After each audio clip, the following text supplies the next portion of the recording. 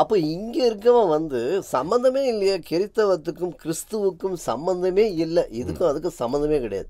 மதத்தின் அடிப்படையிலும் இல்லை, நம்பிக்கையின் அடிப்படையிலும் இல்லை, வேதங்களின் அடிப்படையிலும் இல்லை, எதுலேயுமே இல்லை. ஒன்று சம்மந்தமே இல்லாத ஒரு விஷயத்த நம்மால் அதை கடைப்பிடிச்சிட்டு வரான் அப்படின்னா இதுக்கு யார் இதற்கு பொறுப்பு என்று வரும்போது நீங்கள் சொன்ன மாதிரி 2ஆம் கட்டத்தை தான் நீங்கள் பார்த்துருக்கீங்கிறது என்னுடைய வருத்தம்.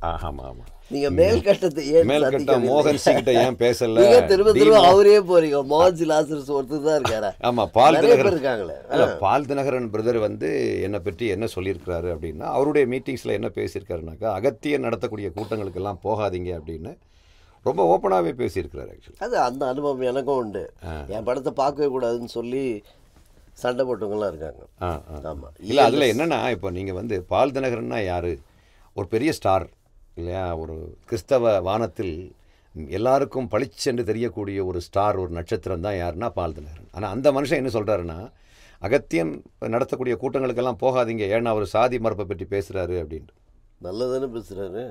இப்போ என்னென்னா, சாதி அடிப்படையில் தான் கடவுள் மனிதனை படைத்தார் என்று இந்துத்துவம் சொல்வதும் கிறிஸ்தவ கோட்பாடு படி கரெக்டு தானோ, ஆதாம் ஏவாள் மூலமாக தான் படைத்தாருங்கிறதெல்லாம் தப்பு தானோன்னு மக்களை சந்தேகப்பட வைக்கக்கூடிய அளவுக்கு இந்த மேல்தட்டு ஊழியக்காரங்க எல்லாம் சாதி உணர்வாளர்களாக தான் இருக்கிறாங்க.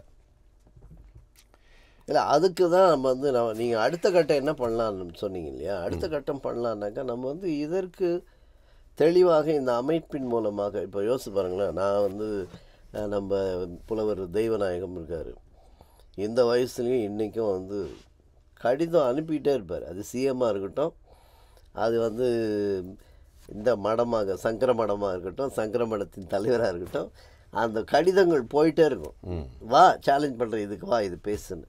அந்த மாதிரி உங்களுடைய இந்த கிறிஸ்தவ சாதி மறுப்பாளர் இயக்கத்திலிருந்து நீங்கள் கடிதங்களை பெரிய பெரிய தலைவர்களுக்கெல்லாம் அனுப்பி, இது உண்மையாகவே நீங்கள் விரும்பவில்லையா அல்லது நீங்கள் தயங்குகிறீர்களா, நாங்கள் அதுக்கு வந்து உங்களுக்கு சப்போர்ட் பண்ணுறோம், முதல்ல இதற்கு சம்மந்தமான கூட்டங்கள், இதற்கு சம்மந்தமான ப்ரேயர் மீட்டிங்ஸு நீங்கள் ஏன் பண்ணக்கூடாது அப்படின்னு ஒரு நீங்கள் கடிதம் ஏன் அனுப்பக்கூடாது? இல்லை, கடிதம் அனுப்புறது பழைய ஸ்டைலு. இன்றைக்கெல்லாம் நம்ம நேரடியாகவே ஃபோனில் சரி, அது நேரடியாகவே பண்ணலாம். நான் பேச ஆரம்பிக்கும் போது அவங்க சொல்லக்கூடிய, இப்போ பாஸ்டர் மோகன் இருக்கிறாரு, அவருடைய சர்ச்சில் வந்து இப்போ நான் அந்த அன்புள்ளவர்கள் பிறரை கீழ் சாதி என்று புறக்கணிக்க முடியுமா அப்படின்னு அந்த புஸ்தகத்தை வந்து அவருக்கு வாசிக்க கொடுத்து, அந்த சர்ச்சில் நியூ லைஃப் ஏஜி சர்ச்சு கிட்டத்தட்ட 40,000 பேர்கிட்ட வர்றாங்களே, அப்போ அந்த சர்ச்சில் இதை அனௌன்ஸ் பண்ணால் எல்லா மக்களுக்கும் இந்த புக்கு ஈஸியாக போயிருமே அப்படின்ட்டு நான் அவருக்கு புக்கை வாசிக்க கொடுக்கறதுக்காக வேண்டி முயற்சி பண்ணுறேன் கொரோனா சமயத்தில். அப்போது அவர் கடைசியில் நடந்த சம்பவம்லாம் நீங்களும் கேள்விப்பட்டிருப்பீங்க. ஆக்சுவலாக கடைசியில் அவர் சொல்கிறாரு, இந்த புக்கை யாரும் வாங்காதீங்க, வெளியில் ஒரு புக்கு வச்சுருக்காங்க, வெளியில் உள்ள புக்கெல்லாம் வாங்காதீங்க அப்படின்னு.